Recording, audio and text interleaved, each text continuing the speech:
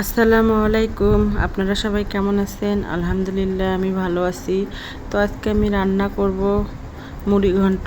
তো এখানে আমি বড় কাতল মাছের মাথা নিয়েছি। মাথাগুলো আমি ছোট ছোট করে কেটে নিয়েছি। আর এখানে নিয়েছি 1 কাপ পরিমাণ মুগ ডাল। আর এই মুগ ডালগুলো এখন আমি ভেজে নেব। তো ভাজার জন্য আমি একটা কড়াই বসিয়ে দিয়েছি।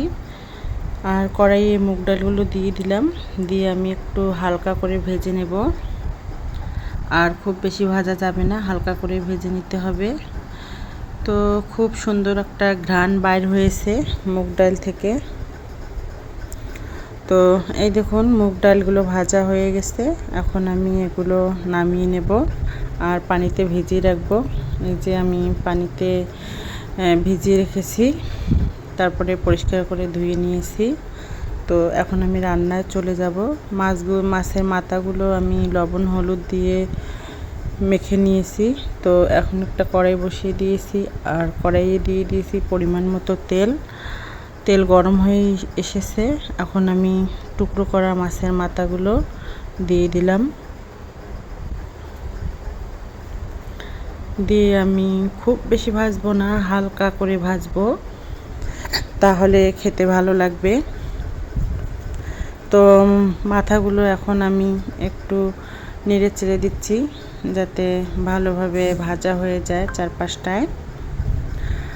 আর আমরা কম বেশি সবাই মুড়ি ঘন্ট তো অবশ্যই পছন্দ করি। তো এই দেখুন আমি মাছের মাথাগুলো সবগুলো ভালোভাবে ভেজে নিচ্ছি। তো মাছের মাথাগুলো ভাজা হয়ে গেছে। এখন আমি এগুলো নামিয়ে নেব। তো আমি রান্নার জন্য একটা কড়াই বসিয়ে দিয়েছি আর কড়াইয়ে দিয়ে দিয়েছি পরিমাণ মতো তেল। তেল গরম হয়ে গিয়েছে। এখন আমি দিয়ে দেব পেঁয়াজ কুচি। পেঁয়াজ কুচিটা আমি একটু হালকা ব্রাউন কালার করে ভেজে নেব। আর এখন এর মধ্যে দিয়ে দেব 4 টুকরো দারচিনি আর 2টো ছোট এলাচ আর 2 টুকরো তেজপাতা দিয়ে আমি ভালোভাবে নেড়ে নেব।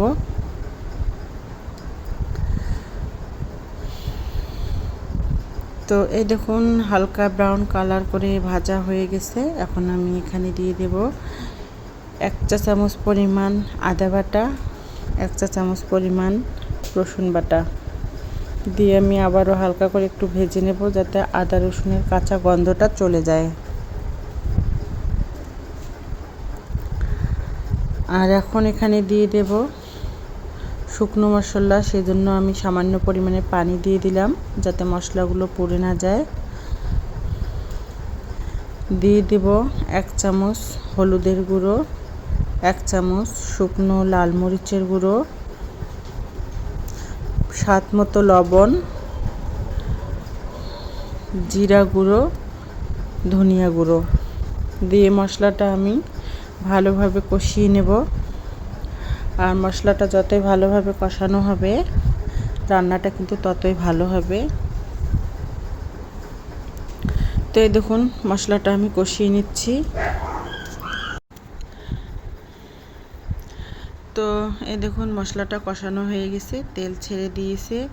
এখন আমি মুগ ডালগুলো দিয়ে দেব আর মশলার সাথে ডালটা ভালোভাবে কষিয়ে নেব।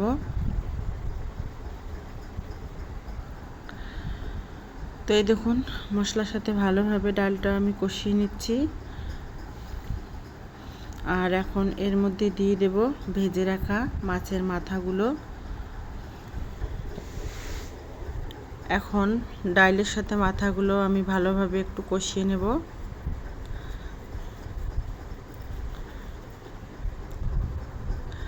তো এই দেখুন আমি কষিয়ে নিচ্ছি। আমি আবারও একটু ভালোভাবে নেড়ে নিচ্ছি। তো নিচে লেগে যাচ্ছে। এখন আমি দিয়ে দেব পরিমাণ মতো পানি।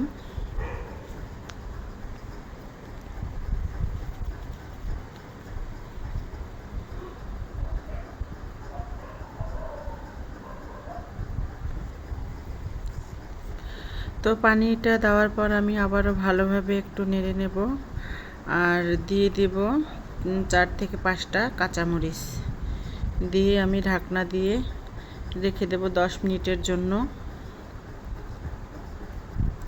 আমি 10 মিনিট পর আবারও ঢাকনাটা তুলে নিলাম। তো এই দেখুন পানি একটু কমিয়ে এসেছে আর ডালটাও সিদ্ধ হয়ে এসেছে। তো আমি আরও পানিটা কমিয়ে নেব। তো আবারও আমি ঢাকনা দিয়ে দিলাম। কিছুক্ষণ পর আমি আবারও ঢাকনাটা তুলে নিয়েছি। তো এই দেখুন পানি অনেকটা কমিয়ে এসেছে। আমি উপর দিয়ে দিলাম বিলেতি ধনিয়া পাতা, তাহলে সুন্দর একটা ফ্লেভার আসবে বিলেতি ধনিয়া পাতার। আর রান্নাটাও আমার হয়ে গিয়েছে, পানিটা অনেকটাই কমিয়ে এসেছে। তো আমি আর একটু ঢেকে দেব, ঢেকে নামিয়ে নেব। তো এই দেখুন আমার মুগ ডাল দিয়ে মাছের রান্না হয়ে গেছে। তো আমার রান্না যদি আপনাদের ভালো লেগে থাকে তাহলে আমার চ্যানেলটি সাবস্ক্রাইব করবেন, লাইক কমেন্ট শেয়ার করবেন।